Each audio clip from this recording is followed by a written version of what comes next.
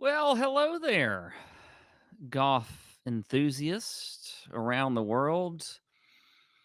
I am your fantasy golf sommelier back for another week, and we are at the Wyndham Championship at Sedgefield Country Club in Greensboro, North Carolina, and I'm happy to be here with you. You know what? I almost thought about not even doing it tonight. The season's winding down. We're kind of getting down to the end, and excitement is not exactly at an all-time high, but I feel like you deserve a week of the fantasy golf sommelier as we wind down this season. Pun intended, actually, wind down. But anyway, so we're going to talk about a little wine tonight. As a matter of fact, I'm going to be drinking rosé tonight, this evening. And, I like to listen to the people. I like to listen to the people. And one of the things that I saw in the comments last week, excuse me, my nose itches, was maybe breaking it up. So giving the picks and then talking about the wine a little bit and, kind of, giving it a little more, just focus on the picks first, then the wine and whatever else. So, you know what? That's what I'm going to do.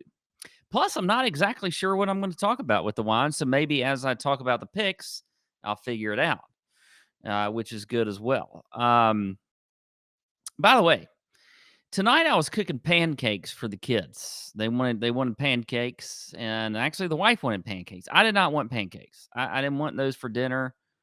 I don't like pancakes in general, but anyway, I cooked them. And they have this sort of this pancake mix that you just put water in it and you shake it all up, everything. It's like shake and bake, and you throw it in there and you can make pancakes. Well, it blew up everywhere on me tonight.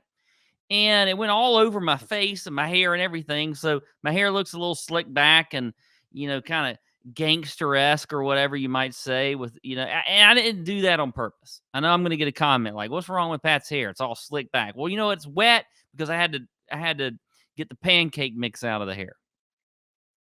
Anyway, that's neither here nor there. I just wanted to let people know. So let's get on to the plays of the week. I'm going to start with the Price Like a Sutter Home plays like a Camus play of the week, as I always do. And that for me is going to be Ryan Armour. It's 7,000.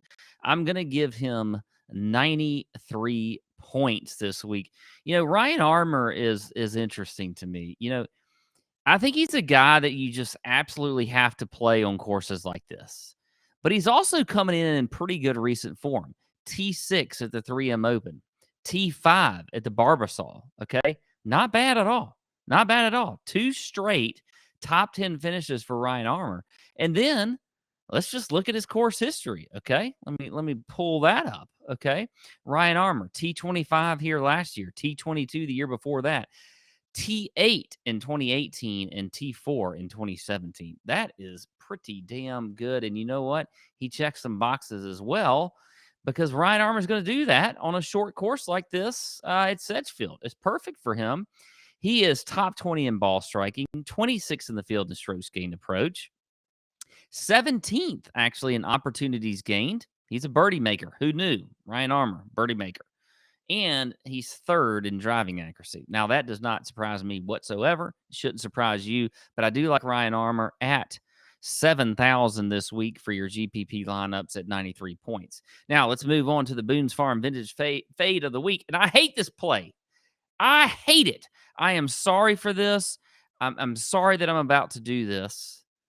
It upsets me. It upsets me greatly. But Hank Lebiota is going to be the Boone's Farm Vintage Fade of the Week. Now, look, I love Hank. Hank loves me. I think he loves me. He gave me hair tips. I was talking about my hair earlier. He gave me some pretty good hair tips, told me some things that I need to do. So this saddens me to do this, okay? Some people say that Hank is my doppelganger. Probably the better looking doppelganger.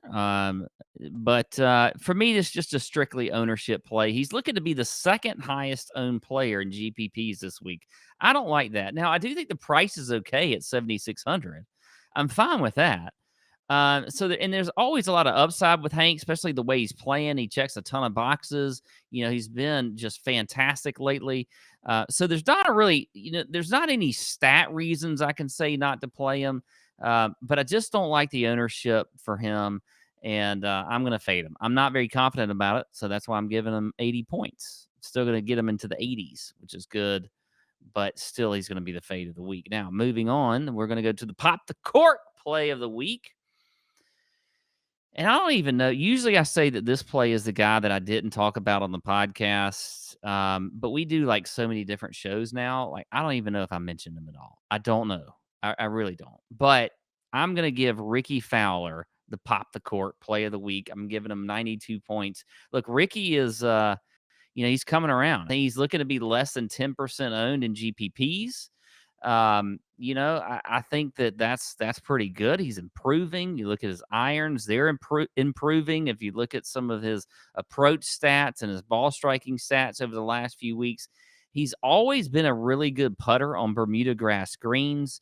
And he's one of the top putters in this field lately when it comes to putting on Bermuda grass greens. So I do like that. I'm going to give Rickie Fowler 92 points as the pop the court play of the week, and I like him with his ownership, everything else, and I'm a fan. Okay, so that said, let's move on to the wine talk just for a minute.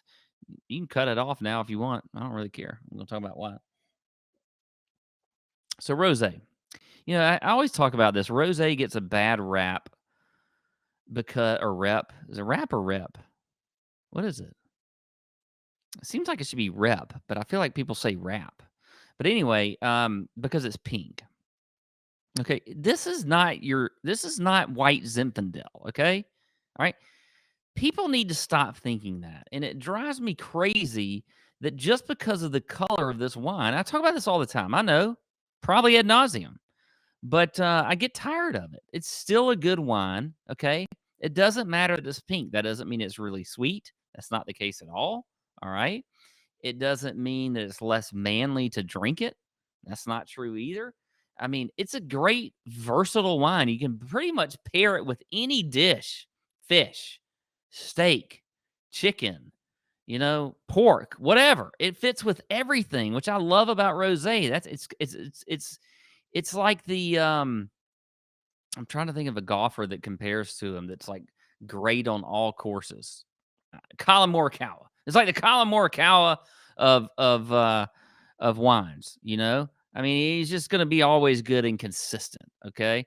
And so that's what I like about rosé wine, I mean, it's especially if you're looking for good dry rosés, you need to look at your French rosés, especially southern France, okay? The regions of Tavel, Bandel, the Côtes de Provence, they say, those are the areas where you need to look for some rosé. I think the best rosés are from France, and they're a little bit drier, and they have kind of a richer taste to them. I think that's what you want to look for if you're going to drink a rosé. Don't get the cheap stuff, because that is probably going to be a little more sweet and kind of comparable to some of your BS white Zinfandels and stuff like that. So if you get a rosé, get a good one, okay? And get it from the right area and get it dry.